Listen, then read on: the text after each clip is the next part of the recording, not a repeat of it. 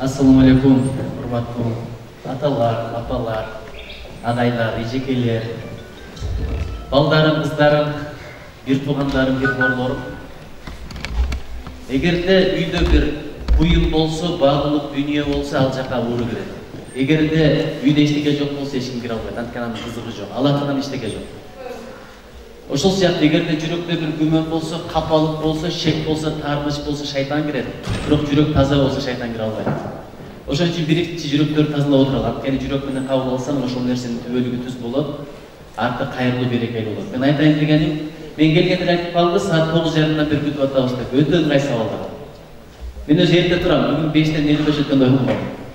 Анткени күндү тосуп ал, күн сени тосуп албасын. Жашоонун берекеси ошондо. Аталар айтат го, эртең менен турсаң ырыскың кенен болот. Анткени эртең менен убакыт ырыскы чачылган, себилген болот. Эрте турам, бирок 9:30 күтөрүбүз өтүлгөндө таптакыр башка иш кылмакпыз. Адамдын аброюн кетирген көп нерселер бар, ошолордун бири айткан сөздө турбастык, анан кечигип келүү. Арканкы эшиктен адам кечигип келсе, алдыга өткөнчөктө аброю түшүп кетет экен. Ошон үчүн мен билем, адам күткөндө убакыт өтпөйт, ооруганда убакыт өтпөйт. Бир сөз бар го, эгерде дейт, бир жылдын кадырын билгиң келсе дейт, окууга өтпөй калгандан сура дейт. 9 айдын кадырын билгиң келсе, же болбосо 1 айдын кадырын билгиң келсе, ара көрөп койгон аялдан сура дейт, айына жетпей калган.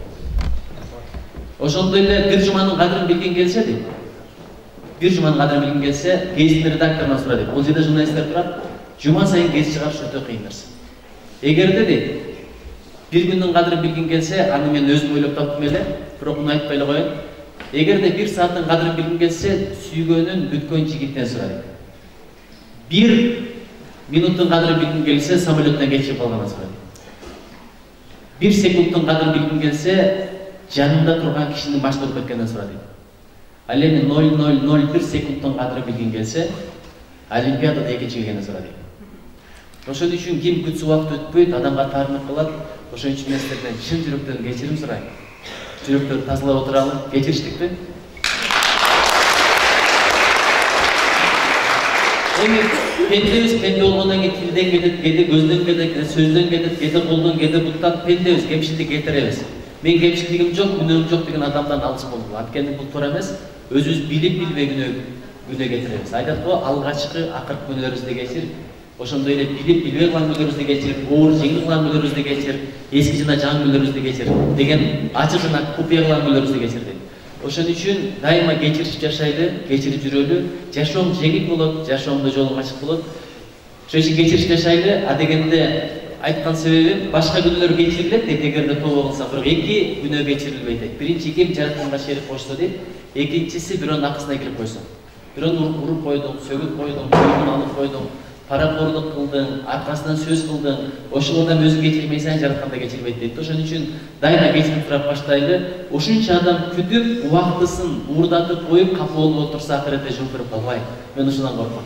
Ошон үчүн чоң рахмат кечиргениңиздерге. Ким кечирип деген болуп кетип алачы? Чоң рахмат. Бул биринчи, экинчи дайыма шүгүр айталы. Аманчылык, тынчылыктын болгонуна шүгүр экен. Бир кыздын сөздөрү караганда, жаманчылыкты аманчылык жеңет. Кандай сонун сөз. Мен мунун кадырын качан билдим, бул сөздүн маңызын качан түшүндүм? Пандемиядан кийин. Пандемия өтүп кетти, адам батыр утуп калат экен. Мунун жагы бир жагынан жаман, бир жагынан жакшы. Бирөө жакшылык кылса утуп каласың. Өткөндө бирөөлөр айтат, эми айтпай эле коеюнчу. Негизи байкасаңыздар, адам ушундай болот да, 100 жол сураганын бер, 101 жол сураганын бербей койсоң, ошону эстеп калат, 100 жол берген утуп калат. Bir жолу болгон жамандыгыңа же бир жолу сураган бербей койгон таарынып. Адам шүгүрсүз деген сөз ушул да. Ошон үчүн дайыма бирөөгө катуулордун алдында шашпай туруп, мага канча жакшылык кылды деп бир ойлоп койсоңуз, таарыныч жоготуп кетет. Дайыма ушундай кылам. Бирөөгө таарынып жашасаң, жашоң кыйынап кете берет экен. Элестетип көр, сен таарынып атасың, кек сактап атасың, жолукса антеп мынтеп деп кыжлак болуп жүрөсүң, түнү уйкудан кетип атат, уктасаң деле түшүм ошол кирет, бирок ал жер кабысы көлдей салып жатат да. Ким кыйналды? Сен кыйналдың. Ошон үчүн кекти кетирели дейт, өчтү өчүрүп дейт. Кек бул жеринде орнуна болгон сенин душман. Ошон үчүн берекелерим, биринчи дайыма шүгүр айталы, аманчылыкка шүгүр дейли. Мына пандемия учурунда аман чыкканга шүгүр дейли. Канча жакындарыбыз кетип калды. Кече эле кол кармашып жүргөндөр, сүйлөшүп жүргөндөр, баарлашып жүргөндөр, тизеге тизе тиешип, көзгө көз чагылышып, сырдашып жүргөндөр кетип калды. Мен аягында айтып берем, ушул пандемиядагы бир өзүмдүн ички сезимдеримди. Бирок чоң ажып кеткен ыйлабаган адам болгон жок. Элбирбек кетти. Андан кийин Зайырбек кетти. Канча профессорлар, кары жаш төрөлүп аткан мезгилде кезек бар экен. Биринчи чоң ата, андан кийин небере өлгөндө андай кезек жок экен. Чындап мүрзөгө барсам жаштуулар деле жатат, карган киши деле жатат, аял да жатат, эркек да жатат, хан да жатат, бек да жатат, кул да жатат. Ошон үчүн бир сөз бар го. Бирөө окууга өтүп келип мактаган экен, ата мен бүгүн окууга өттүм деп. Ушунчалык сүйүнүп, ата мен окууга өттүм десе атасы акылман киши экен. Балам окууга өттүм, мындан кийин эмне болот деген экен. Жакшылап окуйм, анан эмне болот? Жакшылап окуп мен кесипке болом, кызыл диплом алам. Андан кийин эмне болот? Бир жерге кызматка орношом, андан кийин үйлөнөм, андан кийин бала бакыран болом. Андан кийин бала бакырамды жакшы тарбия менен чоңойтом. Андан кийин эмне кыласың? Андан кийин бала бакырамды окутам. Андан кийинчи өзүм ардак бес алууга чыгам. Андан кийинчи дагы жашап небере көрөм. Андан кийинчи дегенде башын жерге салып ойлонуп калган экен. Ата акка моюн сунабыз деп. Балам ошондон башта, ошого даярдан, ошондо кечирип жашайсың, ошондо таза жашайсың, ошондо намус менен жашайсың, ариет менен жашайсың. Мен эмнеге муну айтып атам? Жашаган башка, жасаган башка. Жашаган өтөт экен, жасаган калат экен. Мен бүгүнкү кыздарга, жигиттерге абдан ыраазы болуп атам. Булар жашап да жатат, жасап да жатат. Бактылуу болгула кыздар, балдар.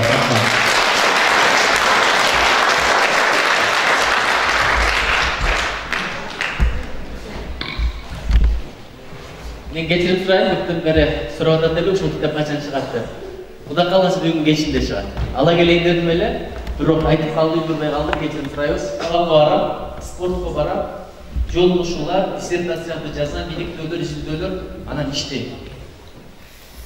Элестетип көрүңүздөр, Японияга кетип атканда $100 менен кеткен, беретинде $20,000 менен кеткен. Окуйт болчумун, иштейт болчумун, бирок иштегендечи айтпайт. Эмне себептен дегенде япондор мага $1,500 стипендия берет. Сен иштебе деген талабы бар болчу, эгерде иштесең айдап жиберет. Бирок тажик жигиттин кыйындыгын айтайын, ушу китепте бар. Бир жолу бирөө мага айтып калды, орус тилинен сабак берген бирөөнү таап берди. Мен орус издеп жүрөм, Мен тажик айтсам, тажик айтып калды. Карап отурасың, өзүң эле үйрөтпөйсүңбү? Саатына 30 доллар төлөп берет. Мен өзүм айылда чоңойсом, булбузга окшоп райондук олимпиададан бир кишини албаса, Его деп сүйлөсөм, Егону, Кого деп окусам, чындап эле? Чито деп окусам, это я сестра твой деп атсам, кантип орусча үйрөтөм? Бирок мен орусчаны үйрөнүп калганмын, мезгилде японча үйрөнүп калганмын, англисча үйрөнүп калганмын. Күнүгө методикаларды изилдеп жүргүм келип айттым, мен үйрөтөм. Япон мени карап таң калды, сен үйрөтөсүң, мен үйрөтөм. Кантип үйрөтөсүң? Анан баштадым го. Ар түрдүү методикаларды табам. Акыры ушундай деңгээлге жетип калды, мен кетем десем да кетирбей турган деңгээлге жетип калды. Адам изденгенде ошондой болот экен. Акча керек болгондо ошондой болот экен. Ошон үчүн дайыма бекер иштете бербегиле, анча-мынча акысын бергиле. Ошентип жүрөм. Бир күнү орус таап берейин десем абдан кылбай. Тажик досум рахмат, ошончо акча турса эмнеге бирөөгө бересиң, сен окут. Элестетип көр, күнүгө 1 саат окутам, $30. Жакшы акча таптым да. Ошон үчүн колунан келбейт дебегиле. Адам деле бүгүн там туңбасат, андан кийин бара-бара батыраак басат, анан чуркайт, анан секирет, ошентип отуруп өсөбүз. Асмандан адис болуп туулган эч ким жок. Анан ошентип отуруп орус тилин ага үйрөтө баштадым. Айтайын дегеним, колунан келбейт деп айтпагыла. Экинчи бир ишим бар эле. Ошол тажик жигит айтып калды, мен иш таап алдым. Уруксат эле, мага уруксат эмес. Ал өзүнүн акчасын окуйт эле, мен стипендия алат элем. Менин ордума бир күн иштеп бербейсиңби? Мага болбойт десем, иштеп бер. Ошентип отуруп бардым, ал да жаап калган. Анткени ал жерде саатына $8 төлөйдү. Элестетип көр, теле кылам десем, саат 8 болгондо саатына $8 төлөгөндө көбүрөөк иштесем экен депчи. Идиштер көбүрөөк болсо экен. Байкы иштедим, айтып берейин. Подвал идиш жүргүзчү. Ушуну айтсам, карындашымдайым айда, бетиң өзү айтпайды болчу. Эмнеге айтпайм? Айтам. Идиш жуугандын эмне уят бар? Элестетип көр, ошол жердеги эң төмөнкү кызмат меники болчу. Официанттар келип батыраак жол деп келет. Эң жакшысы адам күлүп жайнап жакшылык мүнөздө болсоң, баары менен жакшы мамиледе болсоң, баш ийген билсең даражаң көтөрүлө берет. Анан 1 жыл бою идиш жуудум. Досторум кетет эле, кыргыздар бир жаман жери бар, кыргызга кыргыз жолугуп алып, арак ичишет, күнчүлүккө барат, сүйлөшөт, аш жейт, ошентип отуруп 2 жылын текке кетиргендер бар. Достор жолугабыз дегенде мен ишим бар деп кетип калат эле, бирок ишимди досторго айтпайт элем. Кыргызды билесиздер, угукталса сөз таркатат ошо сөз. Карап калса деканыма жетип калса, университетке жетип калса мен айтамын. Эч кимге айткан жокмун. Качан айтып берейинби? Качан Кыргызстанга учуп келатканда самолетто досторум айттым. Мен 1 жыл бою иштедим. Алар акча кетиргенде мен акча табат элем. Ошентип отуруп Ошто уюмду салдым. Жакында Ошону сатып, Бишкекте 1 комната уюмду 3 комнатага чоңойтуп алдым. Айтайын дегеним, иштегенде дагы подвалда иштедим. Бир убак болот эле, полду жууп келип чыгарат эле, ошондой убакта элем. Анткени пол жууп аткан мезгилде эшиктен профессорум камак ичкен кирип калса, эмне болобу ошондой. Ошон үчүн иштен коркпогула. Баягы Нью-Йорк, Салам Нью-Йорк деген кино бар го, дал ошондой жакшы болду. Ошентип отуруп, айтайын деген ушул китепти жазган убакыт табат элем. Бирок бир макаланы жаздырып дароо чыгарган жокмун. А дегенде жазат элем, андан кийин кечинде бир текшерет элем, эртең менен туруп алып дагы бир текшерет элем. Бирок мен силерге бирдеке айтайын. Бул чыгармадагы бир дагы макала мен даратым жок жазган эмес. Анткени ар бир макала бул окурманга жазган кат. Катыңа сыйырмат болсо, окурманга сыйырмат болсо, окурмандан сага сыйырмат болот. Ошентип отуруп жазылган китеп. Муну мен айтайын дегеним, Кыргызстанга келгенден Японияда көп жыл элчи болуп иштеген Ишенбай Абдыразаков деген аксакал бар, ким билет? Билесиздерби? Ошол кишинин аялы биздин айылда болот. Биздин айылда болот, эми айылдашыңдын күйөөсү болсо жезде деп бара бересиң. Анан айттым, жезден болос, жезде, мага баш сөз жазып бериңиз десем, эми жакшы киши болчу, бирок курулушу койду, абдан кадырлуу киши, бирде бул жака кетип калат, макулдап коюп ал жака кетип калат, улуу кишиге жазып бер деп аркасынан буйрук берип, амир берип, чуркап жүрө албайсың. Анан айлап кетти, айлам түгөндү. Эми улуу кишиге эмне деп айттым? Бала макул дейт, бир убакта да болуп кошуп айтат дейт, китеп тап келди, китеп алып кошуп окуттун убакыты жок. Анан эмне кылып айтып берейин? Эжеме телефон чалып. Кайсы жана Кадырбектин баласы, сатаган бала, анча-мынча көрүп калып атам сен телевизордон. Жакшы жүрөсүңбү? Жакшы. Десолдук жакшы, амансыздык, тынчсызбы? Бир иш менен чалып атам. Эмне болду? Мен жездеме кайрылдым деп бир китеп жазып, ошого баш сөз жазып берди. Бирок мен болуп кошуп айтат го, көп эле болду, китеп чыгарыш керек эле. Ошого мен сени кайрылып атам, балким бир жардам бересизби, айтасызбы дейсизби десем, кой отур деди. 15 мүнөттө жездем телефон чалып, аякта жүрөсүң. Келе калды деп бардым, ошол күнү басты жездем. Муну менен эмне айтып берип телефондон койчу. Көрдүңөрбү, бир эмне кылып чыккан экен, күйөө бала келип жездем тапты. Чоң рахмат.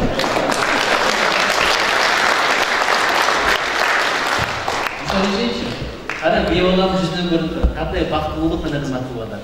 Биздин бир мурдагы муфтий Максат Ажыгин айткан сөзү бар. Ибадат менен Булукту бейиш табасың дейт, бирок кызмат менен Алла Тааланы өзүң табасың дейт.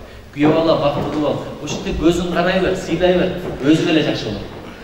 Бизде айтат го, көп үй бүлөлөр бузулат экен, эмнеге билесиздерби? Биринчи күндөн баштап эркектин туугандары, достору келеткен дагы башынан катты карма деди. Анан кыздын достору, туугандары келип, бош келме деп айткан. Бул эки бош сөз ушу тытыштырып ит менен мышык кылып коет экен. Бирок мен силерге айтам, келетканда мен көп ыргой бербейм, бирок шофёрлөр байкады болуш керек.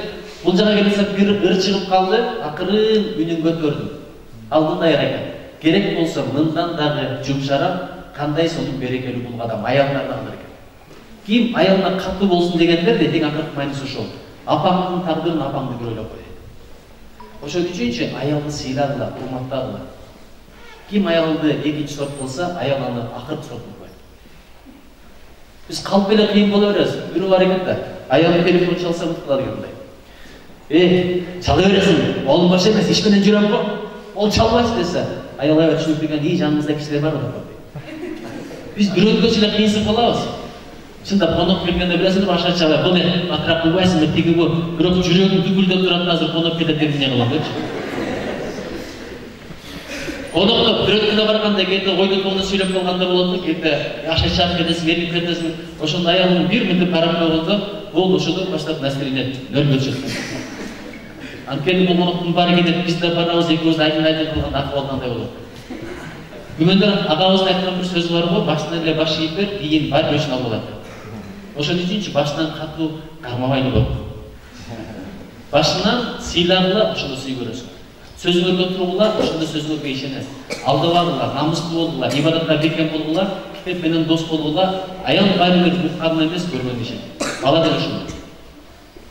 Ошон үчүн мен бул китептин тарыхын айтканча, менин кызыбызга, кардашыбызга абдан ыраазы болдум. Жакшы кыздар чыкса ошондой. Күйөө балдардын бар айрылсын. Чоң рахмат. Жакшы көрүнүп, карагыла.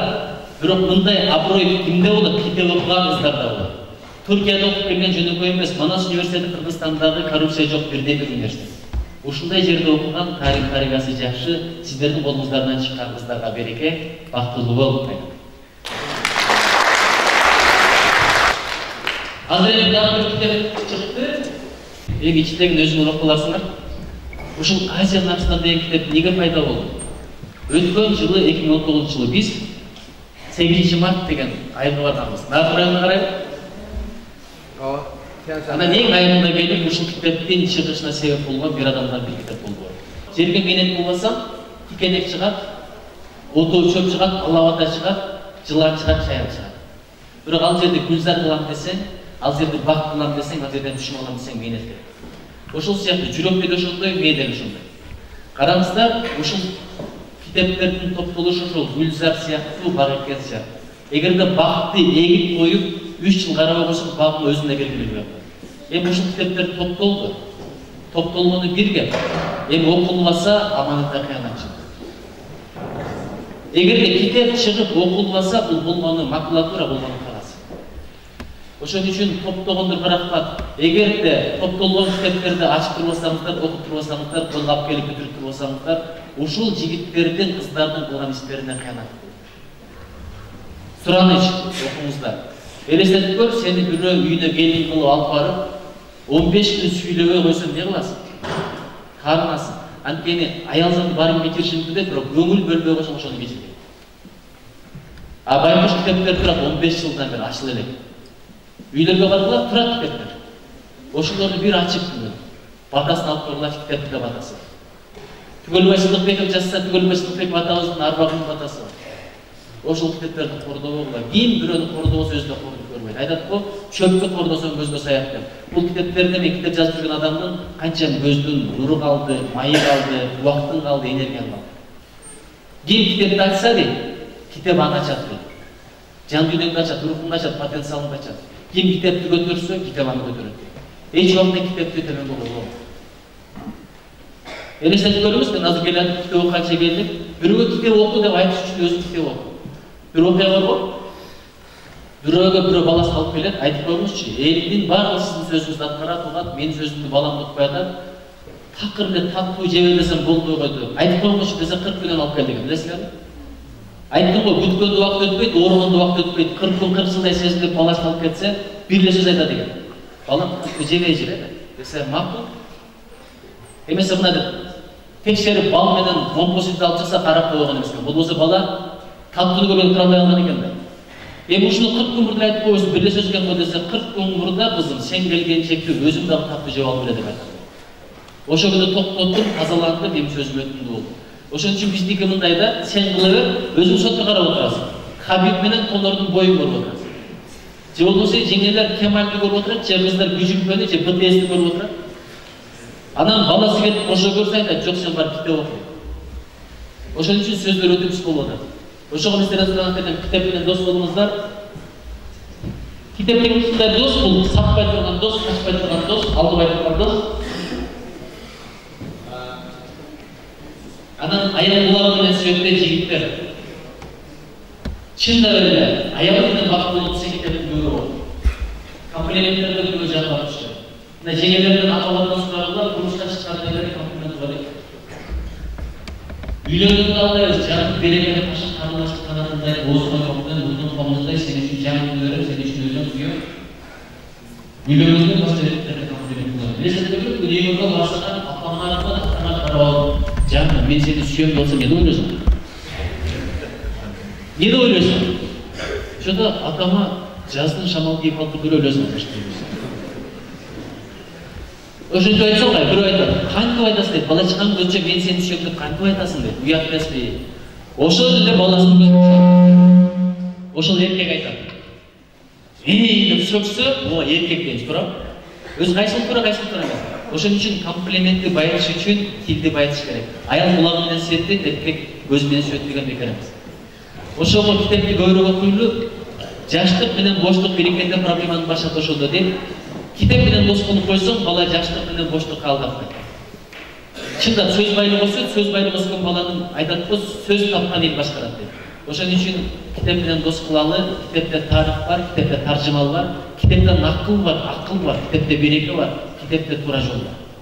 Күн сайын китеп окубаган адам же алдыга кетет, же артка кетет деп коет. Окубасаң мээң картая баштайт, карны келе баштайт, стресс көбөйөт.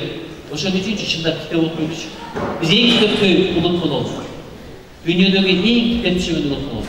Азыр биз максат койдук, 2019 КМШда биринчи орунга чыгабыз дегенбиз. 2027-жылы дүйнөдөгү 5 мамлекеттин катарына киребиз.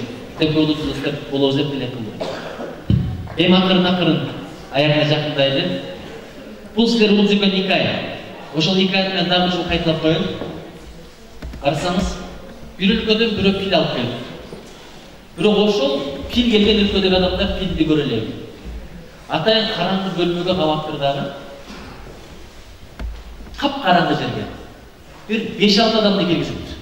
Барасыңар, кармайсыңар, пилдин кандай экенин чыгып айтып бересиңер. Бирөө бар, буйругун кармайт, бирөө бар, тишин кармайт, бирөө бар, тумшугун кармайт, бирөө бар, ичин кармайт, дагы бирөө терисин кармайт, булагын кармайт. Чыгып алып туруп булагын кармаган айтып, пил деген мындай бир нерсе экен да, кийизге окшош болот экен. Мындай калың, жалпак болот экен десе, экинчи айтыптыр, келесе калп кетпайчы, пил деген жипке акканга окшош экен, ал көрсө буйругун кармаган. Üçüncü ayıptır, pil degen yüzge okşaş eken, al dişin karmağan eken.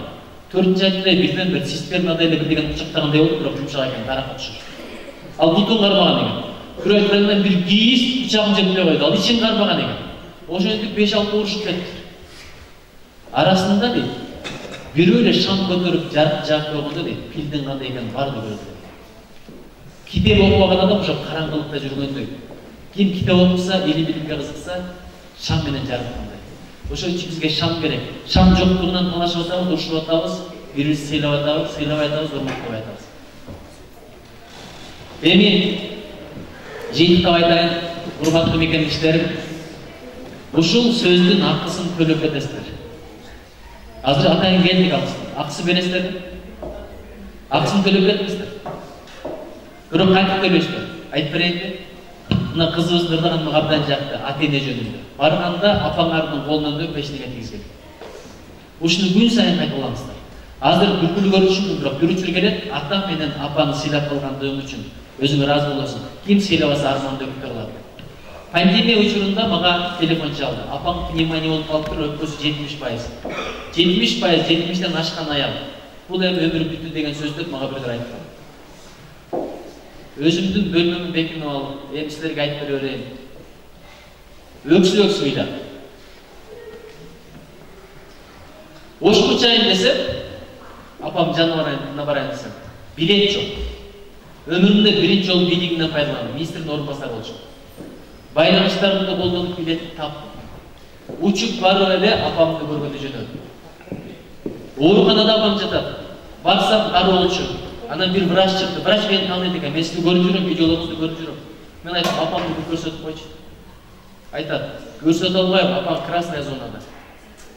Байланыштарынан чыга баштады. Болбойт экен, бул жактан кетип калыңыз. Бул жерге келгениңиз да туура эмес. Мен жалдырап атам. Бир көрүп калайынчы. Апам байкуш. Мен барган сайын сууну чыныга толтуруп тосуп алам. Түкүрдейт, башыман айлантат. Башкалардан бекитип алып келген тамактарын алдыма жаят. Сүйлөйт, жалынып жаңылыктарын айтып берет. Ошондо апамдын кадырын билбептирмин. Апам колдон чыга турган учурда кадыр билет экенсиз. Бир эле көрүп калайын, бир эле кучактап калайын, бир эле жыттап калайын. Эмне болсо ошо болой. Ошо мезгилде эгерде апамды көргүм келсе, бүт машинаны сатып келип ошого даярдым. Апамар көз алдыңарда турат, кадырын билбейсиңер, ошон үчүн бүгүндөн баштап колунан өпүлүп эчтеке тийгизгиле. Жалдырап турам. Бир эле көрсөтүп болбайчы, мен бир алыстан көрүп калайынчы.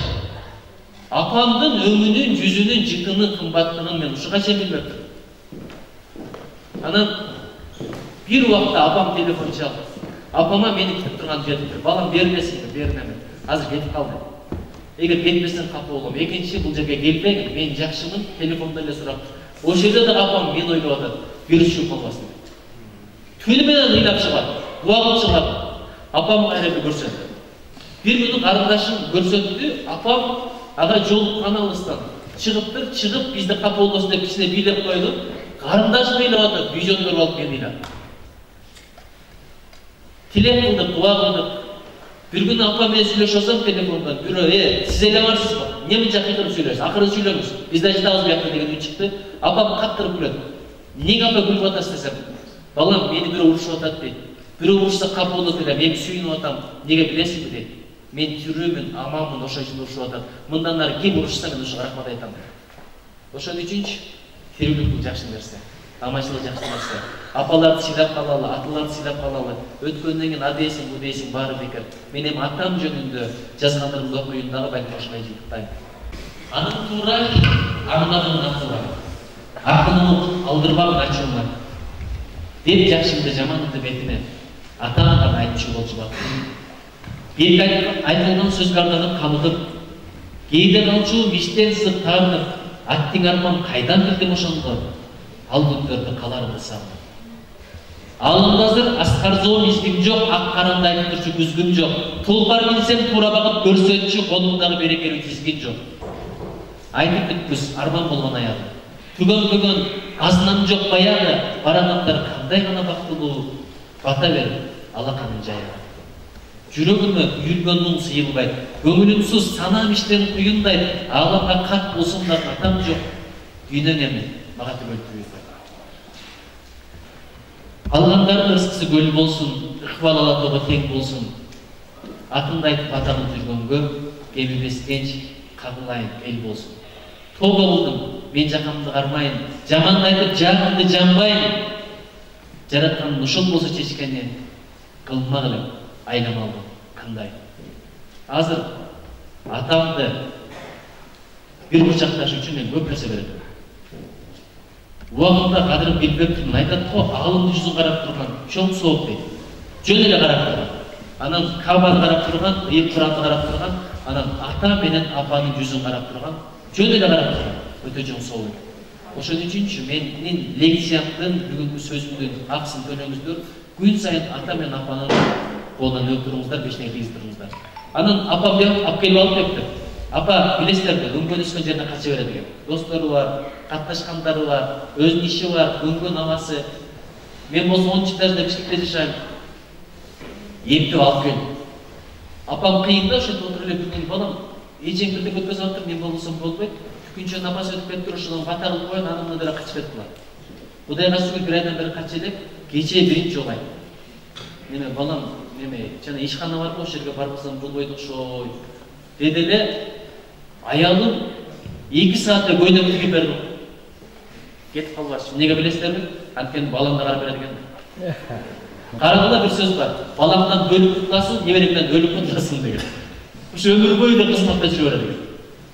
2 саатта көйнөк тигип берди. Азыр болсо балким сүрөтүндө эле көрсөтүлөт, эгерде чоңураак болгондо. Ошол көйнөктү кийди дагы апам дагы жок дегенде бир опешн болуп алды окшойт. Эптеп, анан апамдын батасы менен күн башталат. Келгенде кыздарым бул жактан тосуп чыгат, апам бул жактан тосуп чыгат. Эгерде биринчи кыздарымды өпсөм, кийин кыздарым дагы чоңойгондо, бала болгондо биз кошо чыксак, биринчи өзүнүн кыздарын, балдарын өп. Ошон үчүн дайыма биринчи апам менен учураш. Апанын колунан өп, бешиңе тийгиз. Көрдүңбү, көргөн нерсе тайын болот экен. Эми кирип барсам, кыздарым менин колумдан өп, бешине тийгиз учурашты. Дайыма аялым бул бөлмөдө, апам бул бөлмөдө. Биринчи бул бөлмөгө кирсең, апамдын көңүлүнө кетип калат. Ошон үчүн кеттиңби, сөзсүз апамдын жанына кир, колунан өп, анча сөз кылып кой, бөлүшөм деген жаңылыктарына кулак түшөп кой, андан кийин үйүмө кир. Жашоо айдап ушундан башталат. Апа сүйлөп аткан мезгилинде ким эгерде телефон чукуп отурса, ата сүйлөп атканда, бул атам жок, апам жок, мен сени тоготуп коем, аталыктан, апалыктан кечтим дегенге барабайт. Элестетип көр, апам сүйлөп отурса, сен соткаш кылып отурасың. Эмне маанилүү? Бул болгону темер. Атам апам өтүп кетсе, темирин колунда калат, турганда эмне пайда? Бул жерде мугалимдер турат. Элестетип көрүңүз, бир кичинекей бала кезде чоң эле алып төргө өткөзгөн экен. Өзүнүн ученик, окуучусу, шакирти төргө өткөзүп сураган экен. Мисалы, балким бул кыздарды сезимби?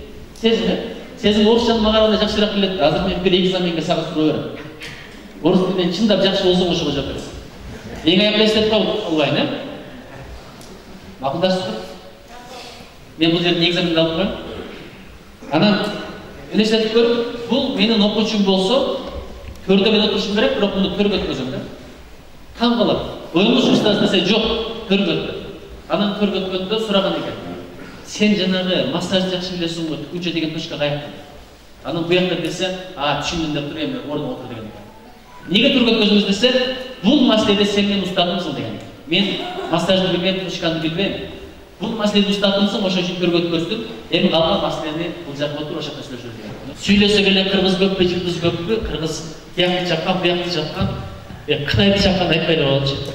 Чапсак эле Кытайдан баштайбыз. Бирок сол чөнтөгүдөгү бир телефону Кореяныкы, оң чөнтөгүдөгү бир телефону Американыкы. Дагы бир телефону болсо Кытай. Минген машина же Японияныкы, же Германияныкы. Колдонгон куралы Россия. Өзүңө Кудай Таала берген компьютерди канадалыктарга берип койдуң. Сен өзүң иштете албайсың. Мейи жетишкерген. Уштуп жүрө бересиң. Кайсы өлкөгө барсак, кичине берип койчу деп барат экенбиз. Ошон үчүн биз эч ким сыйлабайт. Байкап атасыңарбы? Кийинки мезгилдерде эскортуна тургузбай койду. Жок, аны эки адам келет, тосуп кетет. Анан кийин дагы бир чоңуна жолугасың, ошого ыраазы болуп келе беребиз. Барып сураган эки эч ким сыйлабайт. Кичине бере берчи десек, досумдан качат, бир күнү бир туганда кача баштайт. Атам турушат, сурай эле берет берсин депчи. Ошон үчүн сураган эки болчу. Бизде кең байлыктар бар. Бизде потенциал бар, бизде адамдар бар. Ошон үчүн окугула, мээни өстүрөлү. Кайсы өлкөдө мээ өссө, ошол өлкө бай болот. Алган эмес берген кол бололу, астыңкы эмес түнкү кол бололу. Биз мунжа эмеспиз го, биз келесо эмеспиз. Ошон үчүн аш казан эле толтура бербей, көш казан менен баш казанда толтуралы. Келечегибиз кең болсун, ыкпалыбыз Аллахка тең болсун. Бир анекдот бар экен. Тоодо дейт. Бийик тоонун башында бир ай отуруп алыпты дейт. Түбүнө коён жакка бараса айтат дейт. Коён. Не деп чыйылдаса, деппеби, деппеби. Арамдан зорго 3 саатта чыгып барса, табиги бар да соройт. Анан коён ачууланып түшүп кетиптир. Анан жоолтуруп, аю. Не десе, деппеби. Азыр деп чемиз арамдан зорго тоголоп түшсө, табиги жок деген экен. Табигinin не пайдасы бар? Зияндан башка пайдасы жок. Ошон үчүн беттеги деп туруп бизде китеп сурайлы, акыл сурайлы, накыл сурайлы. Акыллардын сөзүн угалы. Чоң атам билгендин 50% атам билбейт, атам билген 50% мен билбей отуруп элди жоголтуп кетпесин. Маданиятым менен тилим жоголсо, чегараны ачпай мамлекетине жок болот дейт. Агайларды сыйлайлы, урматтайлы. Ким эгерде мугалимди сыйлабаса илим жукпайт, ким дарыгерди сыйлабаса дабай жукпайт дейт. Ошон үчүн мугалимди да сыйлайлы. Китепти да устат, китепти да сыйлайлы. Ушул балдардын мээнетин сыйлайлы. Келечеги кең болсун, ыкпалы Аллахка тең болсун. Кудайым өзү колдосун, өзү коргосун, өзү жолдосун. Менден кетсе кечирип турайм. Чоң рахмат.